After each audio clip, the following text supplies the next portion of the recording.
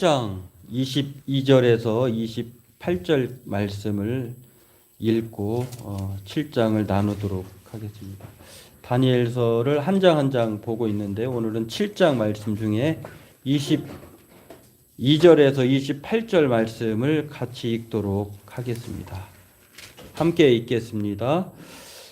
옛적부터 항상 계신 이가 와서 지극히 높으신 이의 성도들을 위하여 원한을 풀어주셨고 때가 이름에 성도들이 나라를 얻었더라. 보신 자가 이처럼 이르되 넷째 짐승은 곧 땅의 넷째 나라인데 이는 다른 나라들과는 달라서 온 천하를 삼키고 밟아 부서뜨릴 것이며 그 열불은 그 나라에서 일어날 열왕이요 그 후에 또 하나가 일어나리니 그는 먼저 있던 자들과 다르고 또 새 왕을 복종시킬 것이며 그가 장차 지극히 높으신 이를 말로 대적하며 또 지극히 높으신 이의 성도를 괴롭게 할 것이며 그가 또 때와 법을 고치고자 할 것이며 성도들은 그의 손에 붙임 바 되어 한 때와 두 때와 반 때를 지내리라. 그러나 심판이 시작되면 그는 권세를 빼앗기고 완전히 멸망할 것이요 나라와 권세와 온 천하 나라들의 위세가 지극히 높으신 이의 거룩한 백성에게 붙임 바 되리니 그의 나라는 영원한 나라이라. 모든 권세 있는 자들이 다 그를 섬기며 복종하리라. 그 말이 이에 그친지라. 나 다니엘은 중심에 번민하였으며 내 얼굴빛이 변하였으나 내가 이 일을 마음에 간직하였느니라. 아멘. 예, 요즘에 기후 변화가 참 심한 것 같죠. 따뜻했다가 갑자기 추워졌다가 우리나라 이제 기후도 변할 것 같아요. 이미 변해 온 것 같고. 이런 상황에서도 우리가 스스로 이제 우리 삶이 하나님께 있다고 하는 것들을 생각하고 또 믿음으로 하루하루를 살아가는 저와 여러분 되었으면 좋겠습니다. 요즘에 우리에게 꼭 필요한 인사가 바로 평안하냐라고 하는 것 같아요. 하루하루가 모든 사람들에게 생각지도 않은 일들이 벌어지기도 하고 나라도 그렇고 세계도 그렇고 기후도 그렇고 참 그런 시대를 살아가고 있는데 어쩌면은 우리가 너무 빠른 문명, 과학 문명, 또 발전된 세상을 살다가 보니 이제 하나님에 대한 것들을 잃어버리고 이렇게 좋은데 뭔 하나님이 신이 필요한가라는 생각, 꼭 여기가 유토피아인데 죽어서까지 꼭 천국에 가야 되는가 하는 그런 생각에 대한 우리에게 경고로 들리는 것 같아요. 이런 것들을 생각하면서 하루하루 평안하냐라고 하는 것은 이 평안은 하나님으로부터 온다는 것. 하늘 위에서부터 이 세상이 알 수도 없는 그 평안을 우리 성도님들 모두에게 주시기를 기도하고 또 받으시기를 주의 이름으로 소망합니다. 오늘 본문은요, 이 다니엘이 참 말도 많고 탈도 많은 이 다니엘이 이제 계시록 13장에 이 내용이 그대로 옮겨지기도 하는데 또 다니엘을 해석하면서 다니엘서를 또 요한계시록 해석하면서 이단도 많이 나오는 그런 내용들이에요. 근데 정말 이 젤로 세상에서 무서운 사람이 저는 두 사람이 있다고 봐요. 어떤 사람이냐면 신학도 필요 없고 공부도 필요 없고 오로지 기도만 하는 사람. 이분들 정말 무서워요. 그냥 직통계시 받겠다고 기도만 하는 사람. 또 한 분은 공부 없이 성경만 읽어야 된다고 하는 사람. 그런데 정작 성경만 읽었다고 하는 사람의 얘기를 들어보면 성경을 제대로 안 읽은 사람, 엉터리예요. 이런 분들이 제일 무서운데, 근데 그 놀라운 거는 그런 분들이 왜 이렇게 사람들을 많이 그 자신의 교인들로 이렇게 해서 목회를 하시는지 좀 이해가 안 될 때도 있어요. 물론 이제 다 그런 건 아닌데, 그런데 중요한 것은 바르게 믿고 바르게 목회하는 것이 중요하겠죠. 오늘 저와 여러분들이 그런 면에서 도달하게 됐는데 지금까지 1장에서 6장까지는 참 재밌는 이야기잖아요. 다니엘과 또는 세 친구의 영웅담이에요. 이렇게 했더니 이런 일들이 벌어졌네. 그런데 7장부터는 또 달라요. 7장부터는 이 꿈에 대한 이야기, 다니엘이 꾼 꿈에 대한 이야기를 하나님의 천사가 혹은 하나님께서 해석해 주는 이야기예요. 이 이야기가 사실 근데 어려운 이야기가 아니라 매우 단순해요.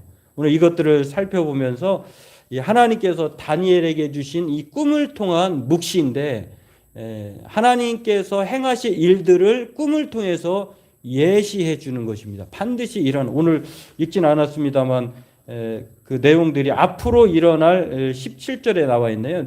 내 세상에 일어날 왕에 대한 일, 나라에 대한 이야기들을 이 꿈을 통해서 다니엘에게 가르쳐 주고 또 그것을 해석해 주시면서 오늘 우리가 이 땅에 살아가면서 다니엘처럼 마음에 간직하고 이것을 마음에 간직하고 보유하고 살라라고 하는 것들을 오늘 살펴보면서 함께 은혜 나누기를 원합니다. 먼저 기억해야 할 것은요, 다니엘서는 성경은 그래서 우리가 잘 주의 있게 봐야 되는데 연대기가 아니에요. 시간적 순서에 따라서 성경을 창세기부터 요한계시록까지 시간적 순서가 아니라는 것을 우리가 전제해야 되고요. 오늘 그런 면에서 7장도 마찬가지예요.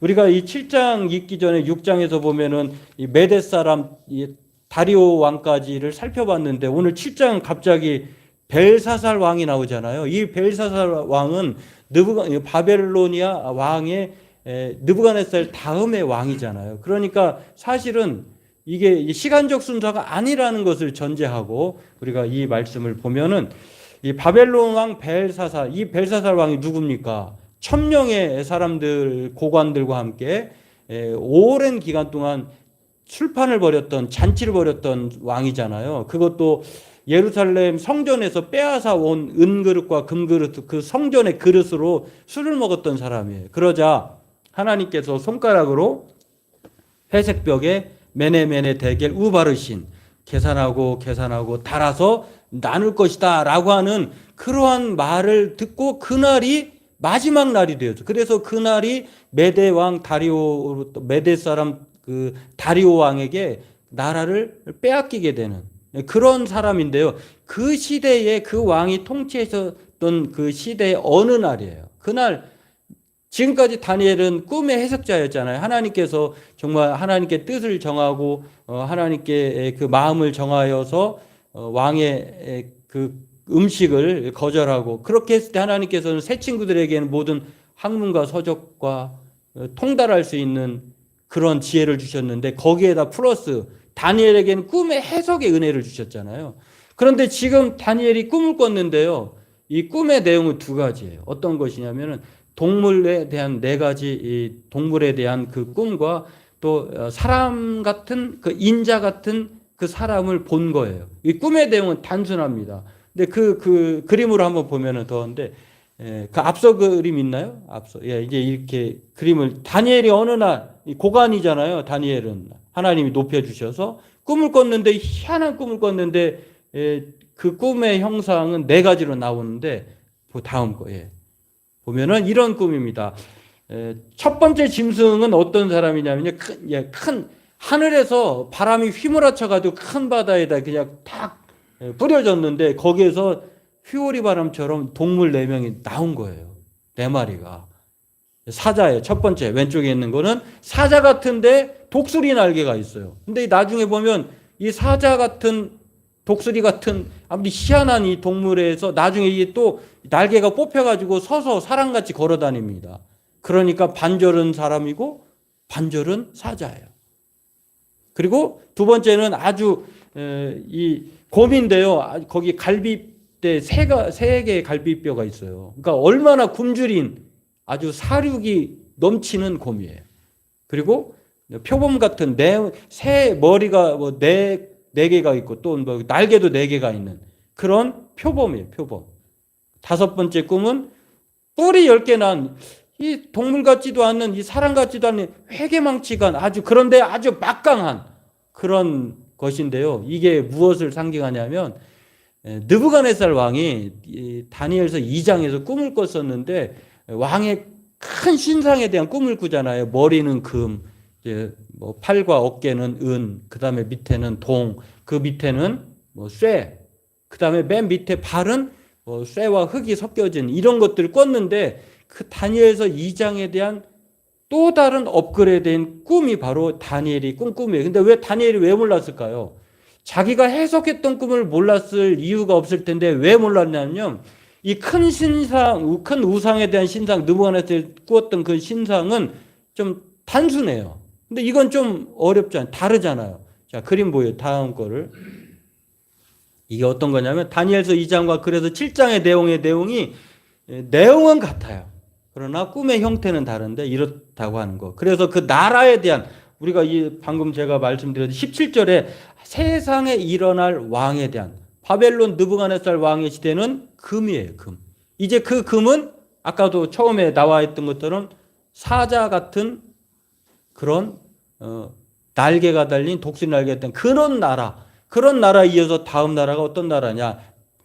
메데 파사라고 하는데 연합국인데 이 페르시아를 지칭을 합니다. 그러니까 바벨론을 나라가 지배하다가 그 다음 나라로 메데 파사라고 하는 연합군으로 넘어가고 그 다음에 어떤 나라가 통치하냐면 마케도니아라고 하는 헬라 왕 그리스 왕이 일어나서 통치를 합니다. 그 나라가 아까 표현되어 있는 것처럼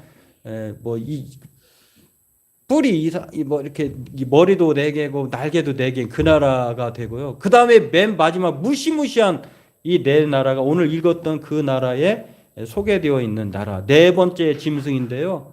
그 나라는 지금까지의 보여졌던 나라와는 완전히 다른 나라예요. 엄청난 생긴 것도 다르지만 위험이 생긴 것도 아주 괴상망측하게 생겼지만 그의 권세가 다른 나라들과는 달라가지고 온 천하를 삼키고 밟아 부서뜨릴 것이다라고 하는 그리고 엄청난 하나님의 백성들에게 핍박을 가하는 그런 나라인데 이 나라를 가리켜서 로마라고 합니다. 이 세상 일에 대해서 하나님께서 꿈으로 보여주셨어요. 근데 앞으로 이것들을 당할 거잖아요.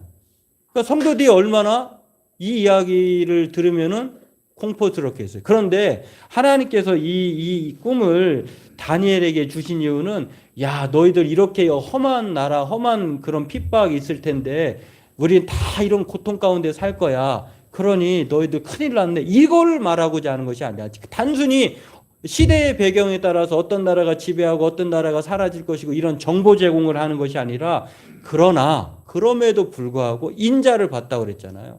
인자 같은 이가 이제 모든 권세를 받아 가지고 옛적부터 계신 그분이 하나님이시고 예수 그리스도가 그 권세를 받아 가지고 자기 백성들 오늘 우리가 읽었던 22절에 보면 그렇습니다. 항상 옛적부터 계신 이가 와 가지고 높으신 이의 성도들을 위하여 원한을 풀어주고 또 때가 이름에 성도들이 나라를 얻었더라. 다시 말해서 끝까지 이런 핍박과 어려움이 있더라도 그런 고통 가운데 있더라도 우리가 그리고 보면은 한때 두때 그 다음에 반때라고 하는데요. 이게 3년 총 합쳐 3년 6개월인데 이 때라고 하는 표현을 우리가 주의 깊게 봐야 돼요. 성경에는 명확하게 24시간 이렇게 말하지 않아요. 한때가 하루를 가리키는 것이 아니라 때라고 하는 것은 하나님이 계획하신 의미를 담은 시간이에요. 그러니까 꼭 우리가 숫자를 표현해가지고 그 시간이야, 이 시간이야, 그래서 명확히 들어맞아. 이것들을 가장 강조하는 경우가 바로 이단들이 사용하는 방법이에요. 그러니까 하나님의 때는 하나님밖에, 그러니까 하나님의 시간은 하루가 1000년 같고 1000년이 하루 같은 것인데 우리가 단순히 인간의 시간으로 계산해가지고 이것이 맞다 주장하면 오류가 날 수도 있어요. 그런 면에서 상징적인 면에서 때라고 하는 것을 사용하셨는데 여하튼 이런 상황에서 하나님께서는 항상 계신 이에게 영원한 권세와 영광과 멸망하지 않을 나라를 자기 백성들에게 끝까지 참고 인내한 사람들에게 주신다라고 하는 것을 오늘 이 꿈이 말하고 있다라고 하는 것입니다. 그렇습니다.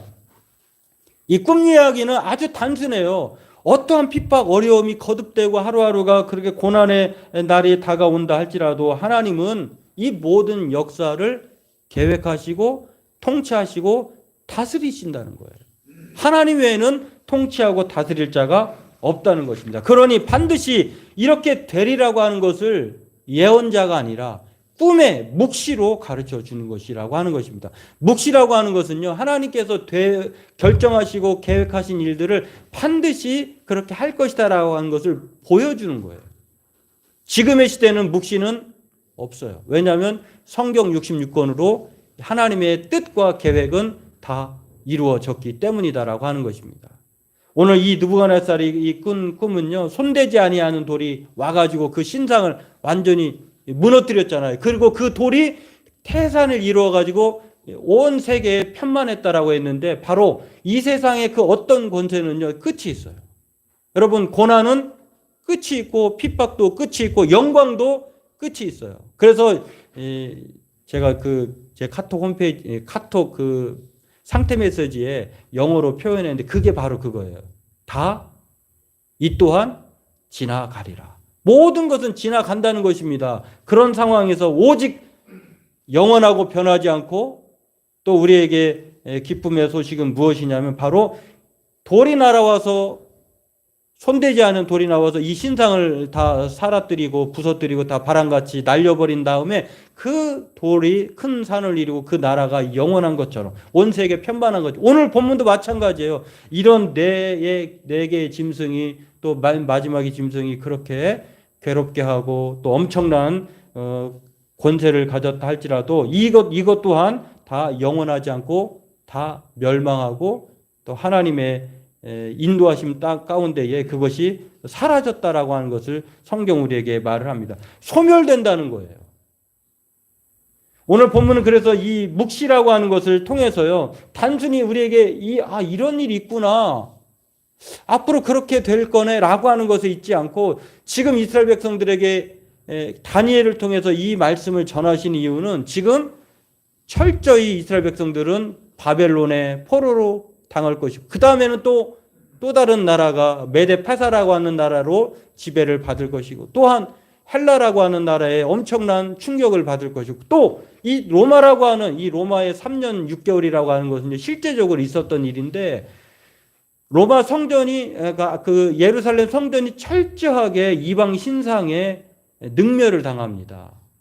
그들이 섬기는 신, 그 돼지의 피를 성전에 발라가지고요, 군합발로 그 성전을 짓밟고 다 돼지의 피를 뿌려가지고 아주 이스라엘 백성들에게 잊지 못할 곤욕스럽고 참혹스러운 그러한 시기를 당하게 하는 것도 이 꿈에 대한 표현으로 우리가 이해할 수가 있습니다. 이처럼 하나님은요, 결국 이렇게 다니엘을 통해서 핍박과 박해가 있을 것이니라고 끝나는 것이 아니라, 그럼에도 불구하고 하나님께서는 하나님이 이 모든 것들을 주관하시고 그 때가 계획하신 대로 진행될 것이니 너희들은 하나님의 인도하신 가운데 끝까지 믿음으로 하나님만을 섬기고 따르라고 하는 격려와 위로가 오늘 이 꿈에 담겨 있다라고 하는 것입니다. 그러므로 오늘 저와 여러분들도 이것들을 기억하면서요, 다니엘처럼 이것들을 마음에 간직하기 원합니다. 어떤 것입니까? 그것은 바로 이 세상 그 어떤 것도 영원하지 않다는 거예요.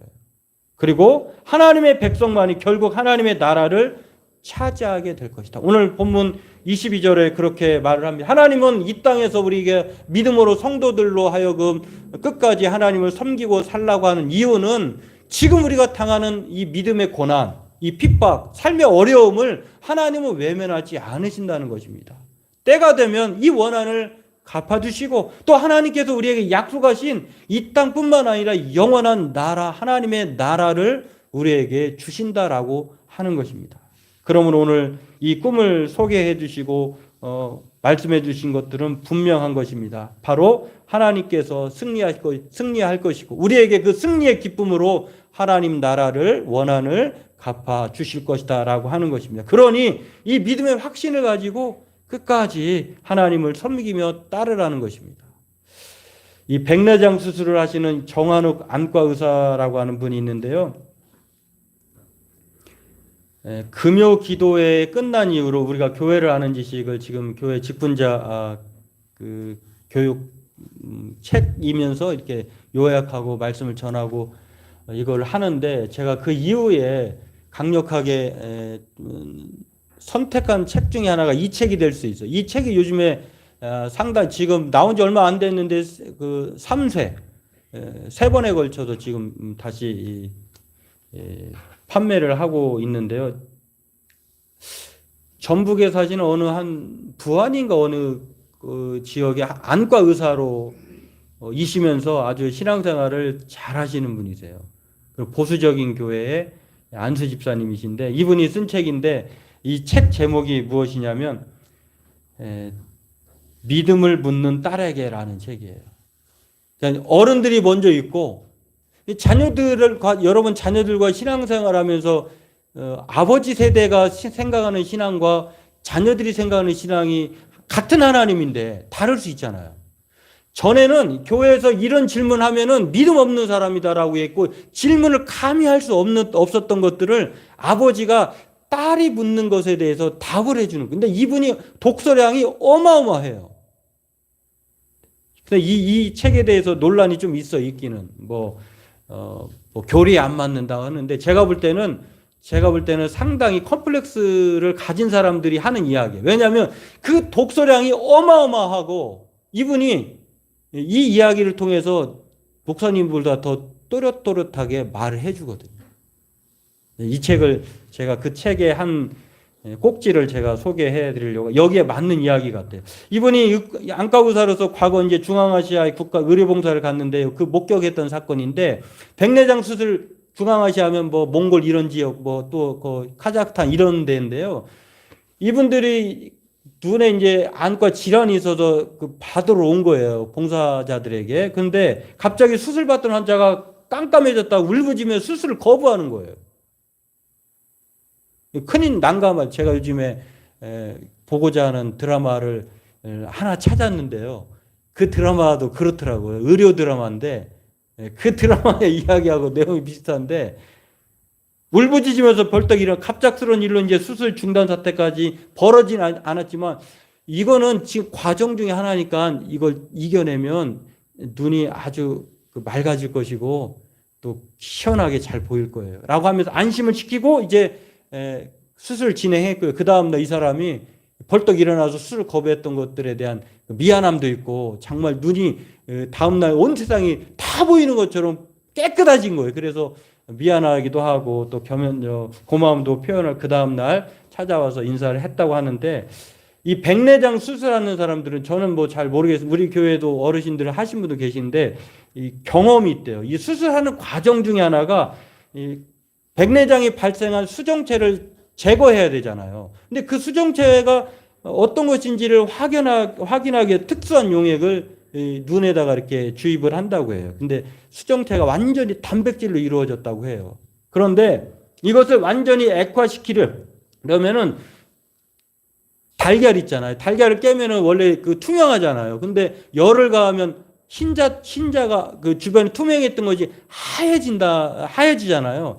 이런 것처럼 백내장에서 이 망가진 수정체를 제거하기 위해서 특별한 그 용액을 부으면 갑자기 눈이 안 보인대요. 전에는 뿌옇게라도 보였는데 그 용액이 들어가니까 깜깜해지니까 환자가, 아니 내 눈 큰일 난 거 아니야? 나 앞으로 봉사되는 거 아니야? 앞 못 보고 사는 거 아니야? 수술 받기 전에 이거 죽는 거 아니야? 이런 두려움이 온다는 거예요.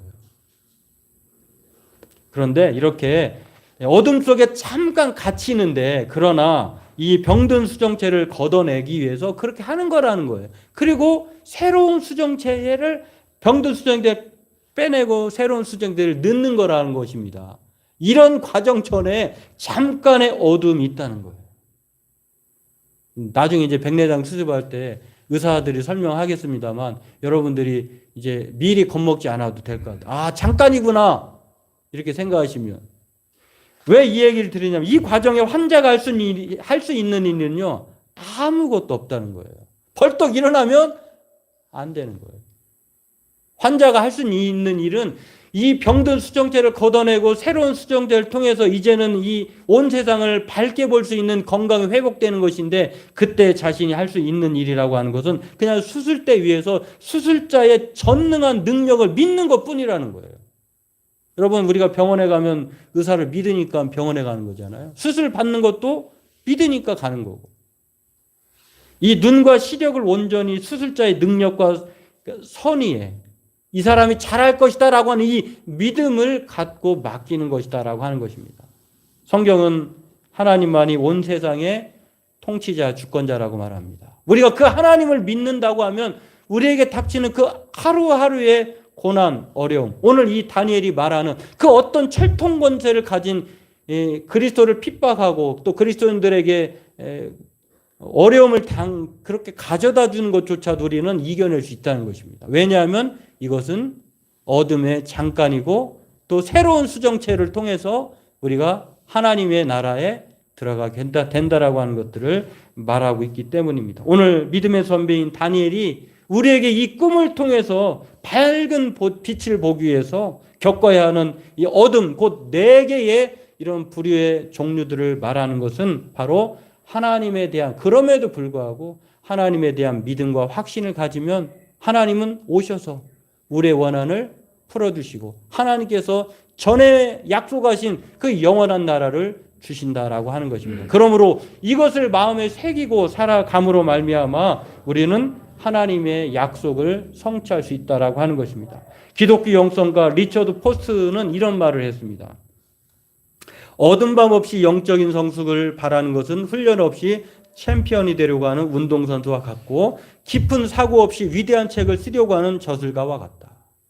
고난 없는 영광은 없어요. 십자가 없는 부활은 존재하지 않는 것입니다. 또한 신자들은 그런 면에서요, 우리가 이 세상에 가만히 있는 것이 아니라 믿음의 인내와 믿음의 확신이, 선한 싸움이 있어야 된다는 것을 성경은 말을 합니다. 어떤 사람은 이렇게 말합니다. 우리가 늙어서 죽든 젊어서 죽든 빨리 숨지든 오래 고통 뒤에 숨지든 순교자로 죽든 아니면 고요히 평안하게 죽든지 간에 우리가 그리스도에 대한 신앙만 있다고 하면은요, 어떤 사람은 잘 믿고 난 다음에 마지막 때 임종 예배 때 예수 그리스도를 부인하는 사람이 있어요. 얼마나 불행한지 몰라요. 그러나 우리가 어떻게 죽든지 간에 예수 그리스도에 대한 신앙의 확신과 고백이 있다고 하면 그렇게 하고 죽는다고 하면은 그 사람이야말로 최고의 복된 행복자다라고 하는 것입니다. 성경은 우리에게 그렇게 말을 합니다. 성도들의 인내가 여기 있나니 그들은 하나님의 계명과 예수에 대한 믿음을 지키는 자니라. 성도는 바로 하나님에 대한 나라와 계명을 지킬 뿐만 아니라 예수 그리스도에 대한 믿음을 지키는 자다. 이 자가, 이런 사람이 하나님 나라에 들어간다라고 하는 것입니다. 그래서 기독교 성자 4세기의 성자 어거스틴은요, 이런 말을 했어요. 당신께서 우리를 당신 쪽으로 향하도록 지으셨으므로 우리 마음이 당신 안에서 쉼을 얻을 때까지 평안하지 않습니다. 우리의 평안은 하나님으로부터 오고 하나님 안에서 주어진다라고 하는 것입니다. 그러므로 저와 여러분들이 우리 하루하루 살아갈 때마다 이 네 가지 짐승의 형상으로 다가오는 이 고난, 핍박, 어려움이 있을지라도 오늘 그 모든 권세의 주관자는 하나님이시다. 그 하나님을 믿고 의지하고 섬기며 살아갈 때에 우리에게는 날마다 하나님의 은혜와 평강이 주어진다라고 하는 것들을 기억하면서 우리의 삶의 원한, 우리의 삶의 모든 고통이 하나님에 대한 믿음으로 확신하고 해결됨을 믿고 그렇게 살아가기를 힘쓰는 저와 여러분 되기를 바라겠습니다.